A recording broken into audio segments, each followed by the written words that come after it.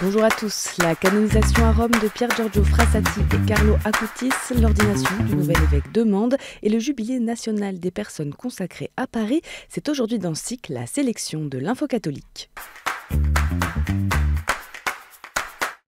Grande joie pour l'Église, Pier Giorgio Frassati et Carlo Acutis ont été canonisés ce dimanche par Léon XIV, des célébrations attendues, reportées à la suite de la mort du pape François et qui sont donc les premières canonisations du pontificat de Léon XIV.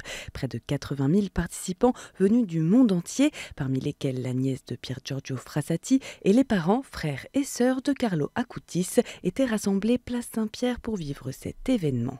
Canonisé 100 ans après sa mort, Pier Giorgio Frassati, issu d'une riche et puissante famille de Turin, a dévoué sa vie au service des plus pauvres avant de mourir soudainement à 24 ans d'une méningite. Son compatriote Carlo Acutis, mort en 2006 à 15 ans, fut quant à lui précurseur de l'évangélisation sur Internet, d'où son surnom du geek de Dieu.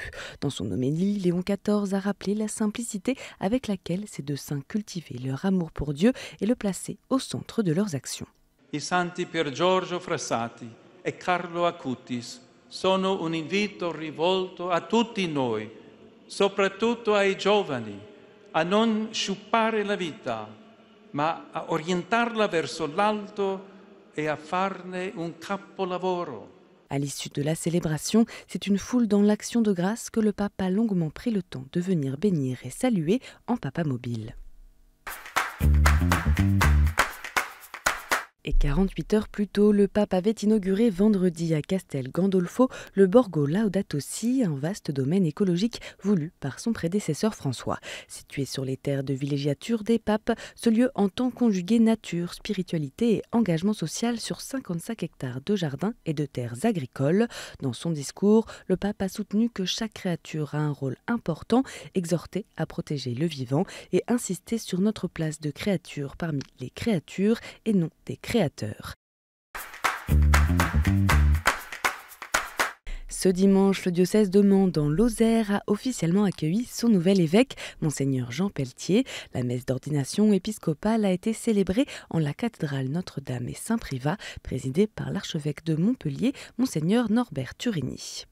À la suite du Christ qui est venu non pas pour être servi, mais pour servir, je souhaite être au service de l'Évangile et du peuple de l'Osaire qui m'est confié, avec la force de l'Esprit Saint.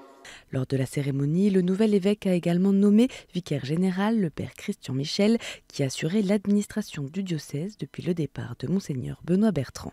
Jusqu'alors prêtre du diocèse d'Angers, Monseigneur Jean Pelletier est le premier évêque français nommé par le pape Léon XIV le 20 mai dernier. À Rome, les nouveaux évêques du monde entier ont aussi fait leur rentrée. Du 3 au 11 septembre, ils participent à la session annuelle de formation des évêques nommés depuis un an. 10 jours de conférences, d'échanges et de prières durant lesquels ils peuvent découvrir les différents dicastères et approfondir des thèmes liés à leur nouvelle mission, comme la liturgie, la formation des laïcs ou encore la gestion des crises.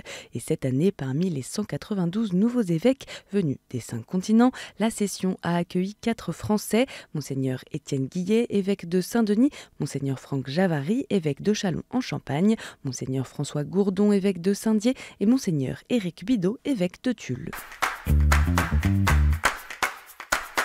Ce week-end, près de 800 religieux et religieuses se sont retrouvés à Paris pour un inédit jubilé national de la vie consacrée. En lien avec l'année sainte 2025 voulue par le pape François, le rassemblement était placé sous le thème pèlerin d'espérance sur le chemin de la paix. Il s'est d'abord déroulé samedi comme un pèlerinage en 3 étapes avec un temps de prière à Notre-Dame de Paris, une célébration d'ouverture à Saint-Eustache, puis une montée vers le Sacré-Cœur de Montmartre pour une veillée dans une ambiance festive.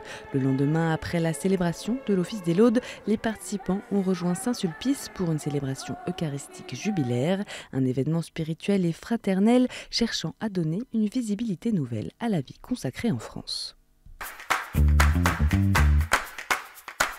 Des tabernacles forcés, des ciboires volés, des hosties consacrées dispersées ou disparues. Alors qu'une vingtaine d'églises dans les Landes ont été profanées depuis le printemps, 3 personnes ont été interpellées et placées en garde à vue lundi dernier, prises en flagrant délit. Dans leur coffre, la gendarmerie a retrouvé des ciboires et autres calices, mais aucune trace des hosties consacrées en revanche, ce qui nourrit l'inquiétude de nombreux fidèles. Dans un communiqué publié fin août, le diocèse d'Aire et d'Ax avait sonné l'alarme en invitant particulièrement les curés à la vigilance pour que la réserve eucharistique, ce que nous avons de plus cher, soit mise en lieu sûr. À la demande de l'évêque Monseigneur Nicolas Souchu, des messes de réparation ont été célébrées dans chacune des églises profanées. Une enquête judiciaire a également été ouverte par le parquet de Dax. Et en bref, à l'occasion de l'année jubilaire, un premier pèlerinage catholique LGBT s'est tenu à Rome ce week-end. Plus de 1000 participants venus de 20 pays ont notamment pu franchir la porte sainte de la basilique Saint-Pierre samedi. L'association La Tente de Jonathan, qui a organisé ce pèlerinage inédit, a été fondée en 2018 par un prêtre italien dans le but de faire plus de place dans l'église aux personnes homosexuelles ou transsexuelles, mais aussi divorcées. En Belgique, l'Église catholique lance une collecte nationale afin de couvrir les frais de la visite du pape François il y a un an. Sur les 3 millions d'euros dépensés, les évêques belges ont estimé un déficit de 800 000 euros à combler, dû notamment à l'organisation de la messe papale au Stade Roi-Baudouin et aux captations radio et télé. Les autorités belges ont fait le minimum en termes de contribution, a également souligné le porte-parole des évêques de Belgique, Tommy Scholtes. La collecte spéciale aura lieu les 20 et 21 septembre dans toutes les églises de Belgique. Léon XIV a nommé samedi Christiana Perella à la tête de l'Académie pontificale des beaux-arts et des lettres des virtuoses au Panthéon, institution créée en 1542 pour promouvoir l'élévation spirituelle des artistes. Commissaire d'exposition et critique d'art, elle est aussi la directrice artistique du Musée d'art contemporain de Rome.